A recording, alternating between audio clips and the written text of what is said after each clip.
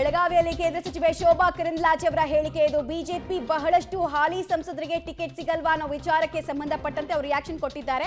ಈ ಬಗ್ಗೆ ನಮ್ಗ್ಯಾರಿಗೂ ಗೊತ್ತಿಲ್ಲ ಅಂತ ಹೇಳಿದ್ದಾರೆ. ಇಷ್ಟು ಮಾತ್ರ ಅಲ್ಲ, ಉಡುಪಿ ಚಿಕ್ಕಮಗಳೂರಿನಲ್ಲಿ ನನ್ನ ವಿರುದ್ಧ ಪಿತೂರಿ ನಡೀತಾ ಇದೆ ಅನ್ನೋ ಅಸಮಾಧಾನವನ್ನ ಮತ್ತೊಮ್ಮೆ ಹೊರ ಹಾಕಿದ್ದಾರೆ ಬೆಳಗಾವಿಯಲ್ಲಿ ಕೇಂದ್ರ ಸಚಿವೆ ಶೋಭಾ ಕರಂದ್ಲಾಜೆ. ಕಾರ್ಯಕರ್ತರಿಗೆ ಅಸಮಾಧಾನ ಇದೆ ಅನ್ನೋದಕ್ಕಿಂತ ಹೆಚ್ಚಾಗಿ ಅಸಮಾಧಾನ ಇದೆ ಅನ್ನೋ ಬಿಂಬಿತವನ್ನ ಅಲ್ಲಿ ಬಿಂಬಿಸೋ ಪ್ರಯತ್ನವನ್ನ ಮಾಡ್ತಾ ಇದ್ದಾರೆ. ಕೆಲವರು ಬಿಜೆಪಿಯಲ್ಲಿ ಇಟ್ಕೊಂಡೇ ಷಡ್ಯಂತ್ರ ಮಾಡ್ತಾ ಇದ್ದಾರೆ ಅನ್ನೋದು ಶೋಭಾ ಕರಂದ್ಲಾಜೆ ಅವರ ಮಾತಿನ ಒಳಾರ್ಥ. ಇದು ಯಾವುದು ಕೂಡ ನಮ್ಗೆ ಯಾರಿಗೂ ಗೊತ್ತಿಲ್ಲ. ಗೆಲ್ಲುವ ಸಂದರ್ಭದಲ್ಲಿ ಎಲ್ಲರೂ ಟಿಕೆಟ್ ಕೇಳೋದು ಸಹಜ ಮತ್ತು ಟಿಕೆಟ್ ಕೇಳೋದು ತಪ್ಪು ಅಲ್ಲ.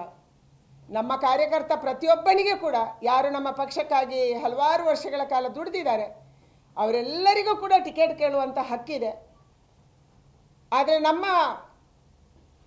ಕೇಂದ್ರ ಚುನಾವಣಾ ಮಂಡಳಿ ಪ್ರಧಾನಿಯವರ ನೇತೃತ್ವದಲ್ಲಿ ಯಾರಿಗೆ ಎಲ್ಲಿಂದ ಟಿಕೆಟ್ ಕೊಡಬೇಕು, ಯಾಕೆ ಕೊಡಬೇಕು ಮತ್ತು ಯಾರಿಗೆ ಎಲ್ಲಿ ಕೊಡೋದ್ರಿಂದ ಲಾಭ ಅನ್ನುವ ಆಧಾರದಲ್ಲಿ ಖಂಡಿತವಾಗಿ ನಿರ್ಧಾರವನ್ನು ತಗೊಳ್ತಾರೆ.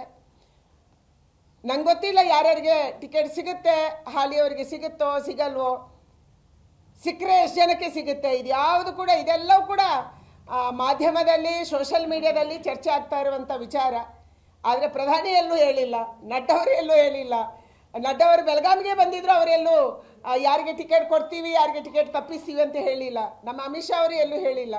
ಅದಕ್ಕಾಗಿ ಎಲ್ಲ ಊಹಾಪೋಹಗಳು ನಡೀತಾ ಇದ್ದಾವೆ. ನನಗೆ ಅನಿಸುತ್ತೆ ಇನ್ನು 3-4 ದಿನದ ಒಳಗೆ ಖಂಡಿತವಾಗಿ ಆಗುತ್ತೆ. ಪಿತೂರಿ ಮಾಡಿದಾಗಲೇ ಹೈಕಮಾಂಡ್ ಗಮನ ಕೊಡೋದು. ಯಾಕೆ ಶೋಭನಿಗೆ ವಿರೋಧ ಮಾಡ್ತಾರೆ ಅಂತ ವರದಿ ತರಿಸ್ಕೊತಾರೆ.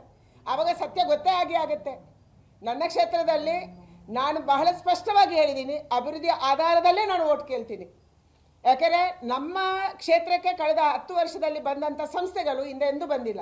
ಕೇಂದ್ರೀಯ ವಿದ್ಯಾಲಯ ಇರಲಿ ನಮ್ಮ 2 ಜಿಲ್ಲೆಯಲ್ಲಿ, ಉಡುಪಿಯಲ್ಲೂ ಇರಲಿಲ್ಲ, ಚಿಕ್ಕಮಗಳೂರಲ್ಲಿ ಇರಲಿಲ್ಲ. ಇವತ್ತು ಷಡ್ಯಂತ್ರದ ಬಗ್ಗೆ ಅಸಮಾಧಾನವನ್ನ ವ್ಯಕ್ತಪಡಿಸ್ತಾ ಇದ್ದಾರೆ ಶೋಭಾ ಕರಂದ್ಲಾಜೆ ಅವರು. ಇದೆಲ್ಲವನ್ನ ಕೂಡ ಬಿಜೆಪಿ ಹೈಕಮಾಂಡ್ ಗಮನಿಸ್ತಾ ಇದೆ, ವರದಿ ತರಿಸ್ಕೊಳ್ತಾರೆ. ಅಭಿವೃದ್ಧಿ ಅಂಡರ್ ಅಲ್ಲಿ ನಾನು ಟಿಕೆಟ್ ಕೇಳ್ತಾ ಇದ್ದೀನಿ, ಬಯಸ್ತಾ ಇದ್ದೀನಿ ಮತ್ತೊಮ್ಮೆ ಸ್ಪರ್ಧೆಗೆ ಅಂತ ಹೇಳ್ತಾ ಇದ್ದಾರೆ.